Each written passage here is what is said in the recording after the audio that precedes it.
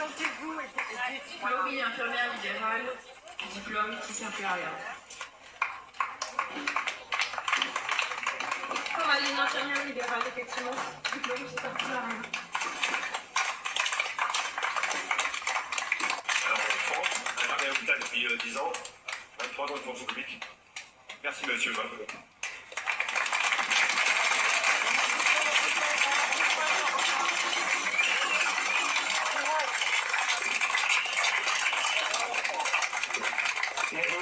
Elle se rendait à l'hôpital de Pau et mise à pied depuis 2 jours. Merci le directeur de l'hôpital, merci l'ARS et toutes les activités.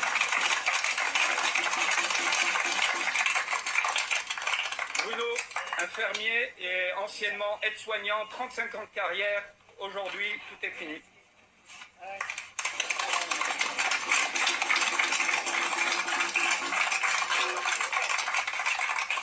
Justine et Karine, auxiliaire de périculture à la maternité, on jette nos diplômes. Qui servent plus à rien.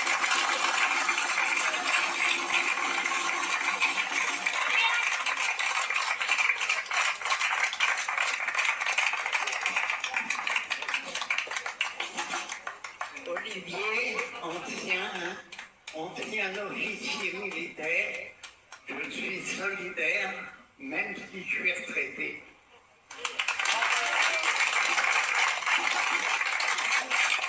Joël, aide à domicile.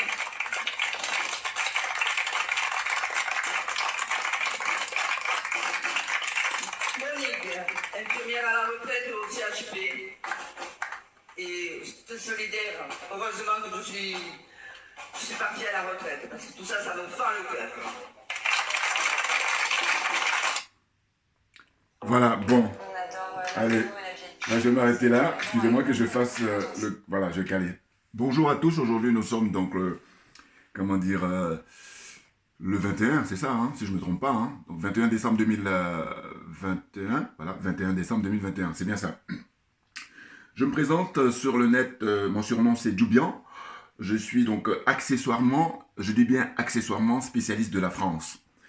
Et je suis un panafricain, très convaincu.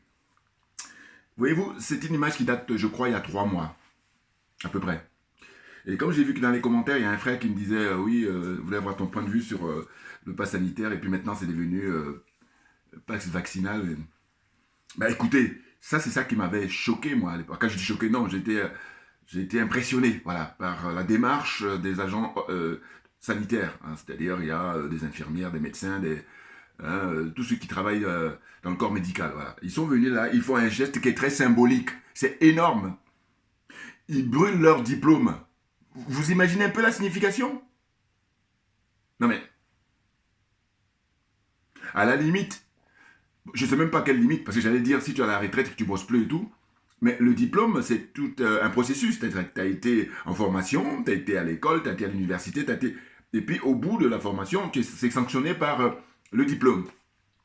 Là, en l'occurrence, pour le corps médical, eh ben, en plus en France, c'est très connu que comment on appelle ça, l'examen du concours d'infirmière est très difficile. Vous comprenez? Et là, ces personnes-là, moi j'ai un total respect. Parce que je dis, c'est des gens très, très dignes. Et c'est ça qui m'intéresse. Et le symbole, il est hyper important. Ah bah oui, c'est tout un symbole. Limite, ça me fait même penser un peu que j'avais fait une vidéo là récemment où je montrais des diplômés en Côte d'Ivoire qui sont docteurs, des doctorants, c'est-à-dire qu'ils sont titulaires de doctorat et ils n'ont pas de boulot. Et ils manifestent pacifiquement et ils se font embarquer par les policiers. Limite, ça me fait penser un petit peu à ça. Mais là, c'est encore beaucoup plus fort. Pourquoi? Mais parce que les gens d'Abidjan, de Côte d'Ivoire, pays soi-disant émergents, eux, ils disent, bon, voilà, on a notre diplôme, on le montre partout et donnez-nous du boulot. Mais là, effectivement, on me dira que ce n'est pas le même contexte, évidemment. Mais là, ici, eux, ils disent quoi? Ils disent, bon, voilà, nous, on est qualifiés. Ah ben oui, c'est le cas aussi des doctorants, mais je fais un peu comment on appelle ça, ce parallèle-là, au sens où, écoutez, on vit une époque extraordinaire, mais dans le mauvais sens, à vrai dire, hein, voilà, malheureusement, parce que ceux qui détiennent le pouvoir, ils en abusent. C'est-à-dire qu'ils font un usage, l'excès de pouvoir à tous les niveaux. Vous comprenez? Le pouvoir les a rendus dingues. Maintenant, il faudrait des gens patriotes pour ramener tout ça à la raison. Parce qu'ils ont perdu la raison. Hein. Les choses sont claires. Sinon, on n'en serait pas là. Vous voyez? Donc, j'avais toujours pensé, je dis, bon, il faut que je fasse une vidéo sur cette image parce que ça m'avait tellement... J'ai beaucoup aimé, hein, parce que pour moi, je dis qu'ils sont très dignes, ces gens-là. Ça rappelle aussi pendant la guerre. Vous savez, pendant la guerre. Alors, pendant les guerres, oui, parce que de manière générale, pendant les guerres, il y a les collabos. Hein, dans toutes les guerres. C'est dans la nature humaine, malheureusement. Et bien, là, avec ce qu'on vit là, tout le monde dit crise sanitaire, alors que c'est... Pour moi, c'est tout sauf sanitaire. Hein. Bon, là, je prends des risques parce qu'ils vont encore fermer mon compte YouTube, là. Mais j'y vais, parce que, justement, non mais attendez, il faut arrêter d'insulter l'intelligence des gens, parce que c'est de ça dont il s'agit, hein. Alors, l'intelligence du peuple africain, lui, c'est vraiment le top des tops, c'est-à-dire vraiment, c'est le peuple sur Terre, là où nous sommes, c'est celui qu'on insulte le plus, parce qu'il faut regarder le traitement qui est infligé aux Africains quand on sait que on est sur le continent le plus riche au monde. Vous voyez? Et paradoxalement, on a mis dans la tête de beaucoup de gens que l'Afrique se fait aider. Et après, les gens rentrent dans le détail parce que, rappelez-vous mes vidéos passées, hein, où j'ai donné l'image du braquage. Le chef de famille, il est braqueur, et ses enfants savent qu'il est braqueur, mais il leur a dit « Chut !» hein, parce que sinon, vous n'avez plus bénéficier de vos avantages, là. Voilà. Donc, on est dans cette situation-là. Donc, je rends hommage à ces dames et à ces messieurs qui sont très courageux et qui sont très, très dignes. Je reviens toujours, parce que c'est la dignité qui les caractérise, hein. C'est clair, ils ont fait un choix. Ils ont dit, écoutez, au stade où on est rendu, nous on brûle carrément, on déchire, on brûle nos diplômes. Voilà. Maintenant, qui dit mieux? Qui dit mieux? Non, parce qu'on est d'accord que pour aller travailler à l'hôpital, en l'occurrence, ou dans les EHPAD, ou dans les centres machin, il faut être qualifié. On ne prend pas le premier venu qui circule dans la rue, il peut dire, voilà, tiens, t'es gentil ou t'as une belle gueule. Non, on est d'accord. Voilà. Parce que c'est obligé d'avoir une certaine formation, un certain niveau, pour pouvoir comprendre qu'est-ce qu'il faut faire, hein, pour ne pas faire n'importe quoi. En plus, là, il s'agit de la santé, donc c'est quelque chose qui est très, très important, vous voyez. Donc, j'allais dire, c'est un sujet qui... Bouillard! Pourquoi? Mais parce que là, en fait, il y a des gens qui font le malin, mais en fait, ils n'ont rien compris. Voilà, c'est pour ça que j'ai fait ce son-là tout à l'heure. Je ne sais pas si on peut parler d'onomatopée ou ceux qui s'y connaissent spécialistes. Mais en fait, ce que je veux dire, c'est que, franchement, on est tenté de rire et c'est pas drôle. Voyez-vous? Mais en même temps, le rire, ça permet de ne pas se flinguer. Parce que ça dépasse tellement l'entendement. Et là, le mot est faible. Quand je dis que ça dépasse l'entendement, le mot est faible. Ça part dans tous les sens. On est à l'heure d'Internet, on est à l'heure des réseaux sociaux. Ça veut dire que les gens sont avertis. Et c'est historique parce qu'avant, il y a 30-40 ans, il n'y avait pas Internet. Donc, ceux qui avaient le monopole du pouvoir, ils faisaient n'importe quoi. Et du coup, il fallait être très avisé pour être au courant. Et très souvent, c'est des gens qui sont dans la profession. Or, aujourd'hui, un petit gamin qui sait, comment dire, parler, hein, on lui donne son iPhone, là, et puis ça y est, il commence à comprendre un peu ce qui se passe dans le monde. Donc c'est extraordinaire, c'est sans précédent dans l'histoire de l'humanité. Or là, le constat qu'on fait, paradoxalement, il y a des gens qui ont beaucoup de diplômes et qui sont dans une situation de vouloir faire un nivellement par le bas de l'esprit des gens. Premier point. Deuxième point, en fait, ils sont corrompus. Mais oui, mais bon, alors sachant que là-bas, c'est le summum, hein, c'est-à-dire que zone CFA, c'est mon point de vue, on est d'accord. Hein, voilà, d'ailleurs, je montre sur mon t-shirt.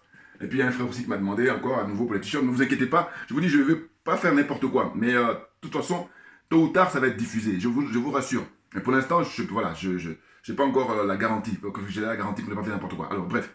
Donc, pour revenir à cette vidéo-là des gens qui ont brûlé leur diplôme, je veux dire que moi, j'ai jamais vu ça. Voilà. Maintenant, je fais chapeau, total respect. Ah ben oui. Non, parce que ça veut dire que c'est des gens qui dignement disent, bon voilà, nous, si vous voulez nous obliger, eh ben, on vous dit carrément que allez vous faire foutre. Et là, c'est peu que de le dire. C'est-à-dire que déchirer son diplôme, alors que tu as passé des années pour le préparer, pour se concentrer. Vous voyez? C'est des heures d'études. Mais là, il déchire.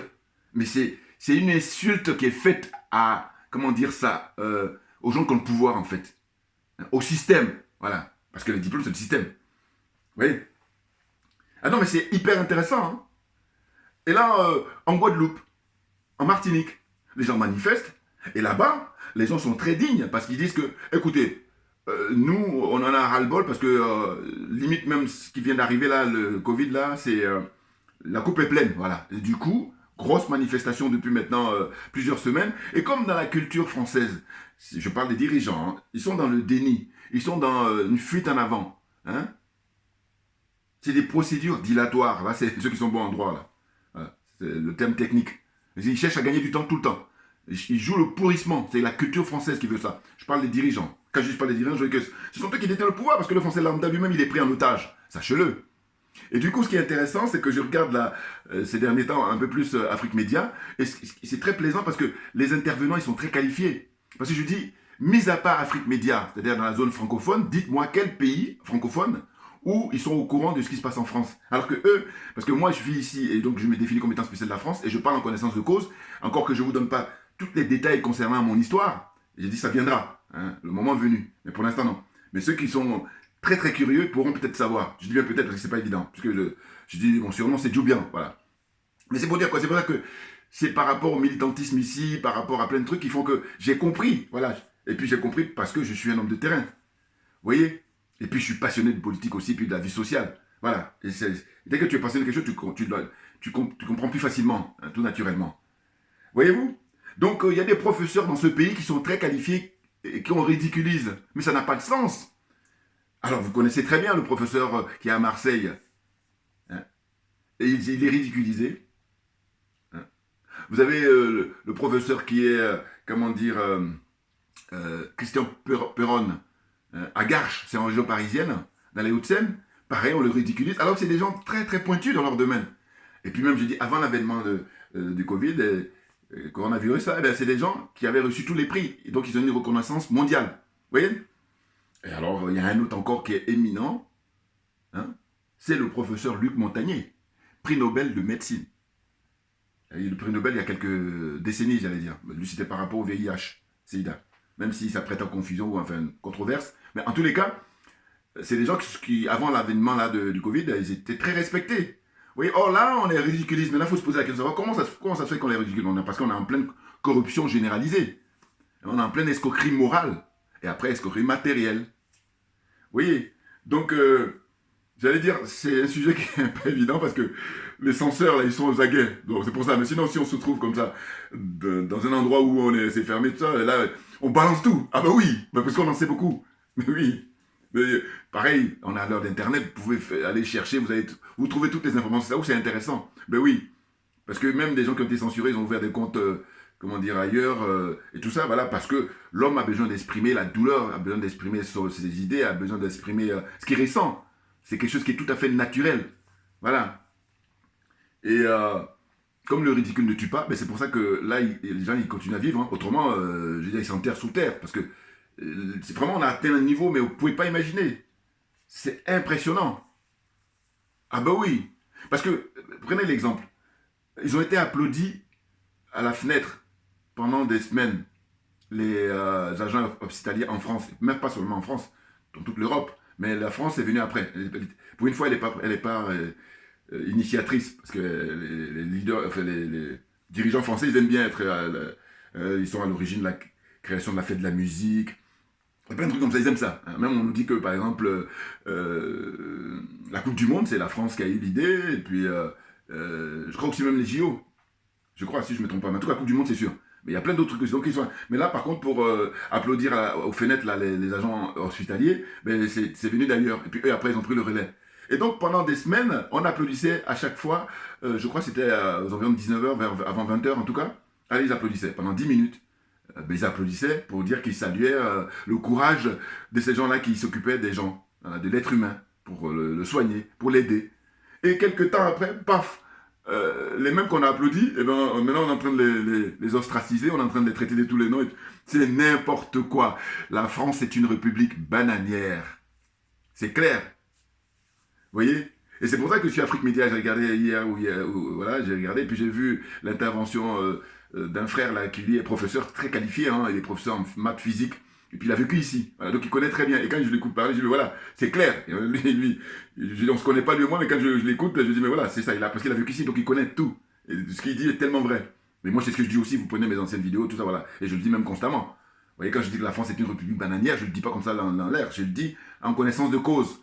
Et que les Français sont eux-mêmes les premiers à être pris en otage. Tout est confisqué, tout est cadenassé. Vous voyez?